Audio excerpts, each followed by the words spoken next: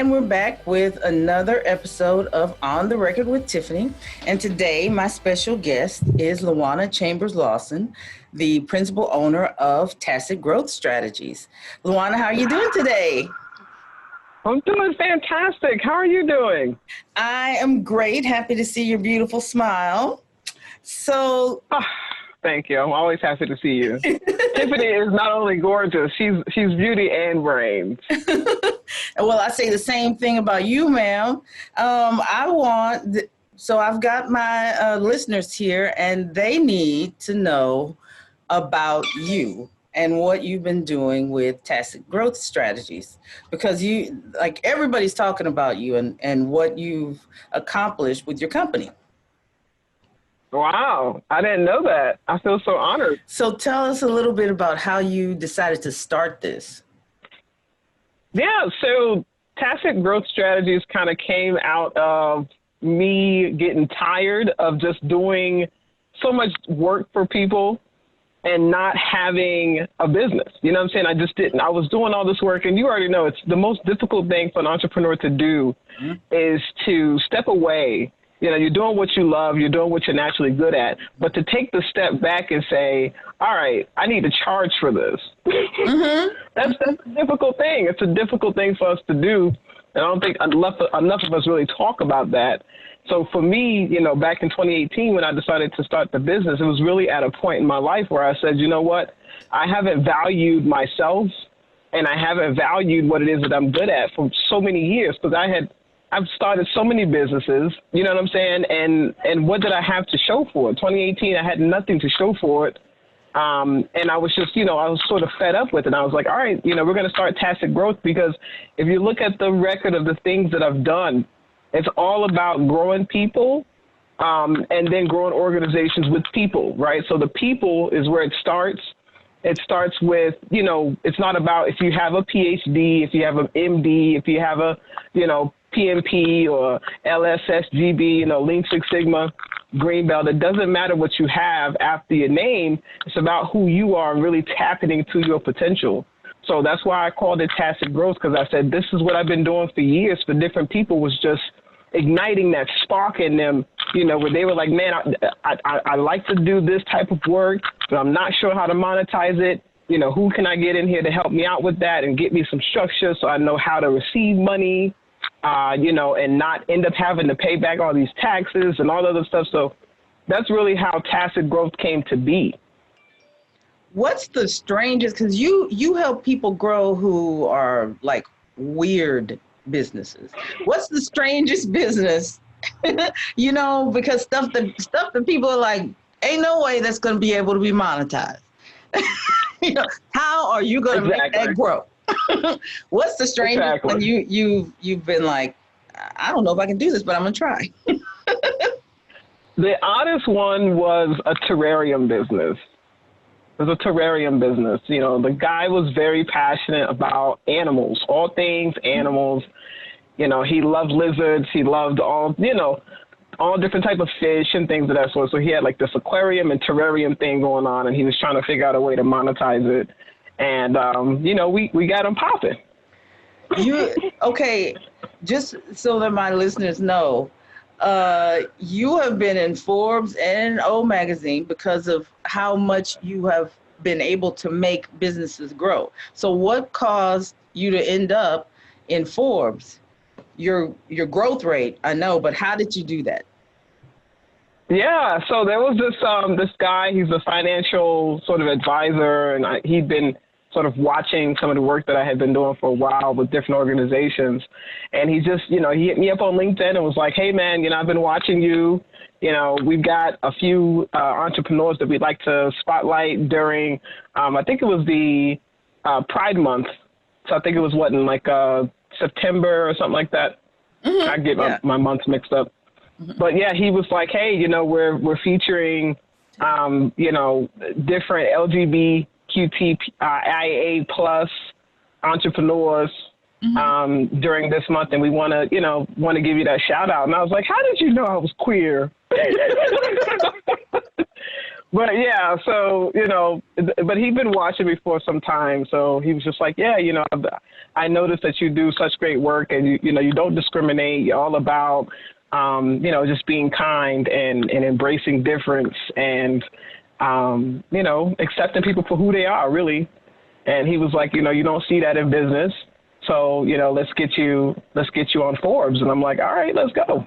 So business can be so hard, especially if there's anything different about you, any little thing. It's a difficult field to break into, and here you are just killing it. Thank you. I feel like I'm still short. I'm trying not to drown. I'm paddling or whatever. I'm dog paddling. Trying to keep my head above the water. But you know how it is. It's just you never get comfortable. You're teaching entrepreneurs how to get started. You're helping all kinds of little startups, nonprofits, dysfunctional nonprofits, and good nonprofits. I mean, like there's some level of dysfunctionality to anything that has a board, because you've got people. Right. There's just going to be lots of different personalities. So boards are kind of made so that there's a little bit of friction, because you want to have the give and take of different ideas on a board. Yeah. So so that in and of itself, you're gonna have some of that, but you managed to work with all the different personalities and still make each one of the businesses flourish, which is hard. Very difficult, absolutely. But it's because, at the end of the day, these organizations exist to solve a problem, or they exist to add or contribute something to the community that we need. So that's what I like to lead with. All the other stuff, the personalities and everything else, people are going to be people. Yeah. And, I think as long as if you're somebody like me, you love humanity, you love people, I'm not one of those people that's going to turn around and say, hey, I like dogs more. I'm always going to prefer people. You know what I mean? I love people. We have our faults, none of us is perfect.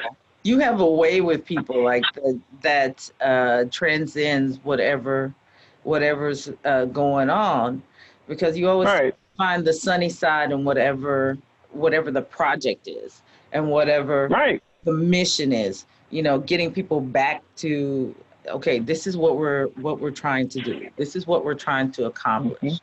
Because you have to be, one of the things that I noticed is how organized you are. So what would you say is the most important thing a person who is an entrepreneur, what's the most important attribute that they need? Organization. You hit the nail on the head. If you're not an organized person, you're not going to succeed as an entrepreneur, because an entrepreneur, you get, I had 5 calls this morning of just people, hey, I want to start a school. Hey, I want to, start a new business in this. I want to do that and I want to do that. You're going to get all types of calls from all sorts of angles. And, sometimes you're going to hear a call and you're going to be like, whoa, that's really not my wheelhouse. Why did you call me? And then other times you'll hear something similar and you'll be like, oh, okay, I see now why you called. You have to really take the time to digest the information that's coming at you. And if you're not an organized person, you're going to get overwhelmed very easily, because you're not going to know how to manage your time. You're not going to know how to prioritize what needs to, get done. And me, I'm working on a book right now, and, trying to balance all these other projects that I have going on. But I'm doing it all because everything that I'm doing, I love what I'm doing. I'm not doing anything that doesn't bring me satisfaction or doesn't bring me fulfillment. Everything that I'm doing right now, I love doing it. Okay, loving what you do, because we talk about this all the time, and people say that, oh, you should love what you do. But how important is that to your success? That's it. If I was not fulfilled, if I was not happy doing what I do, I would not, want to wake up every day to do this. I literally do not sleep. I work all of the time, and it's because for me, it's not work. It's literally getting the opportunity to do what I love, and it brings success to other people. And that's what I've always been about. I want to see everybody else around me win. If you win, then I win. And so being able to be in the position in business to lead with that type of empathy and that type of kindness has meant everything in the world to me, because I feel like I'm doing my part. I'm doing my part for humanity. Well, it's meant everything in the world to me to meet you and to experience your kindness, because everybody that works with you says the same thing. And we all, it's like we may not know one another. We may not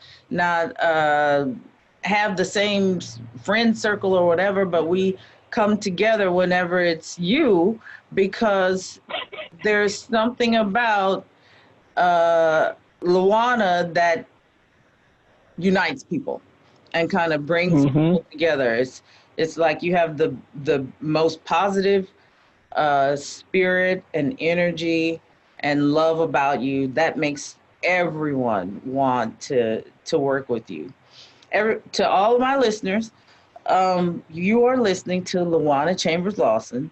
She is one of the best entrepreneurs in our city, and one of the most giving, caring people that I've met since I've been here in San Antonio.